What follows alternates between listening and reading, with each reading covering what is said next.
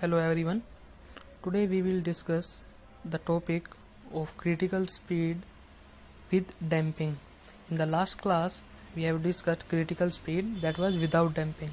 So today we will discuss the critical speed of the shaft which is having a damper with it also. Okay, so critical speed with damping. So here you can see we are having a shaft. Okay, so its O is its midpoint and we are having C and G. Let us suppose because of deflection this O point is deflected as C, so X is the deflection at any point, and now G and C, now CG. Okay, so it is the eccentricity E, because of the manufacturing it is E eccentricity. Now deflection in the shaft OC is equal to X, eccentricity in the shaft CG equal to E. Okay, if we consider the case of without damping, then this G point must lie here at this point, but here in this case because we are using a damper, so OCG will not coincide, they will not lie on the same line. Here G will deflect a little bit at this point. Okay, and let's assume OG equal to R, this OG equal to R. Okay, so now as this shaft will rotate, then a centrifugal force will act because of this eccentricity E and this deflection X is the deflection at any point and E is the eccentricity because of the manufacturing reason. Okay, so net centrifugal force which will act at Z along the direction OG will be equal to mr omega square. Okay, R is the distance from this point O, so it will act along this direction OG. So centrifugal force which will act at G along OG, that is Fg equal to mr omega square. Okay, now at shaft also having the restoring force. Now restoring force will act because shaft will oppose this deflection because of the centrifugal force Fg, so that restoring force will act at this point C along this point O. Okay, so restoring force will be equal to Kt into X, where X is the deflection at any point and Kt is the stiffness of the shaft. Okay, torsional stiffness of the shaft, that is Kt. So net this restoring force is Kt into X, and one more force will act here because we are taking the case of the damping. So damping force, this C omega X, you can see C omega X is the damping force. It will act as perpendicular to the spring force. Now there will be a resultant force in this direction, this will oppose and will be equal to this centrifugal force Fg. Okay, so let us suppose this angle is alpha and this angle is phi. So if we divide this centrifugal force in two directions, vertical and horizontally, then we are getting Fg sin alpha in horizontal direction and Fg cos alpha in vertical direction. Okay, so just now we have seen two or three things. These are centrifugal force is acting at point G, that is Fg equal to mr omega square. Along alpha it will be Fg cos alpha, and along this horizontal direction it is Fg sin alpha. And two more things that restoring force will be Kt into X, and damping force is C omega X, that will act perpendicular to the spring force. We already know the property that damper force always act perpendicular to the spring force or restoring force. Okay, so now there are lot of things that are depend on the phase angle phi. Lot of things that will depend on phase angle phi. So if we take first case that phi is equal to 0, that will be the case of no damping. You can see here, as this angle phi becomes 0, O, C and G all three will lie in the same line. So it will be the case we had already discussed in our previous lecture, that's critical speed without damping. So if O, C and G will lie in the same line, then that will be the case of without damping or no damping. Again, if you can see The second case, when phi is less than 90, that then damping will exist. It is the same case we are discussing here right now.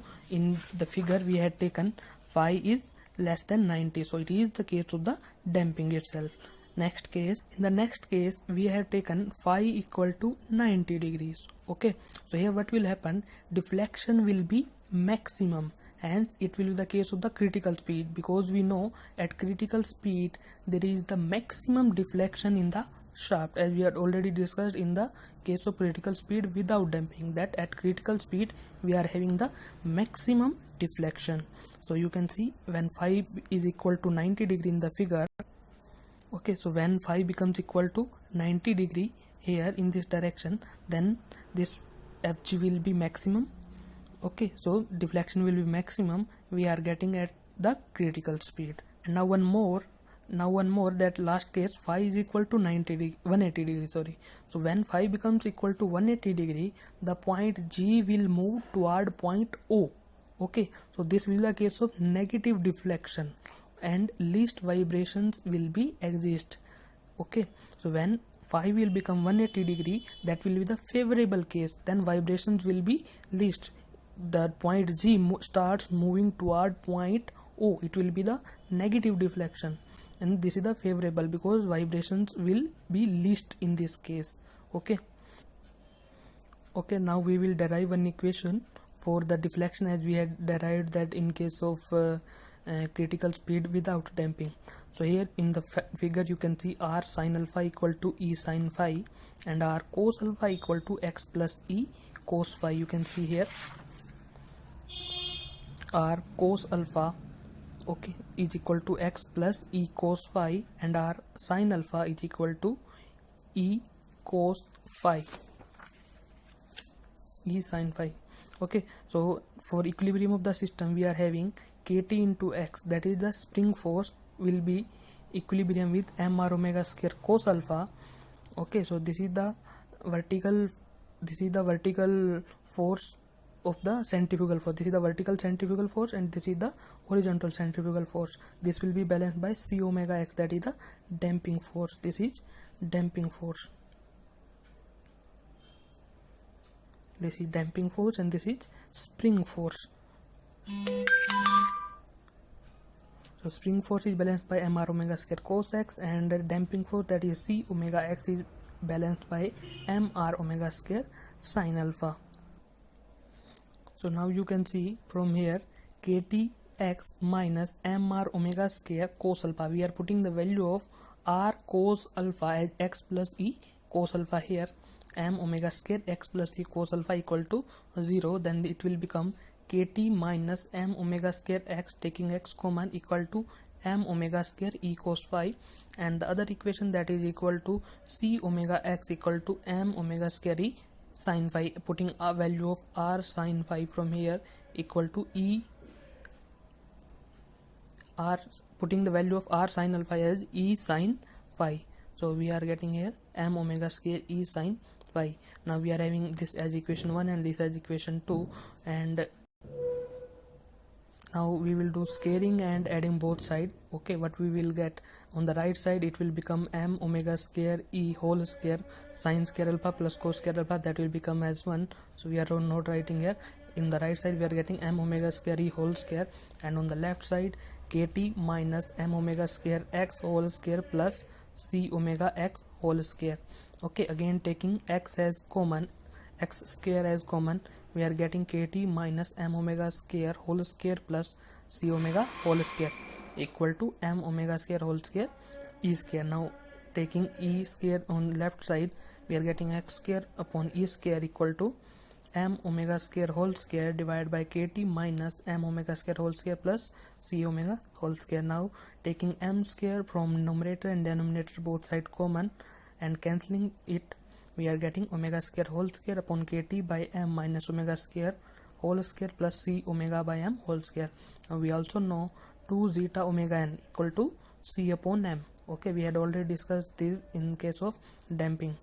Okay, so putting this value here, so finally the equation we are getting as x upon E.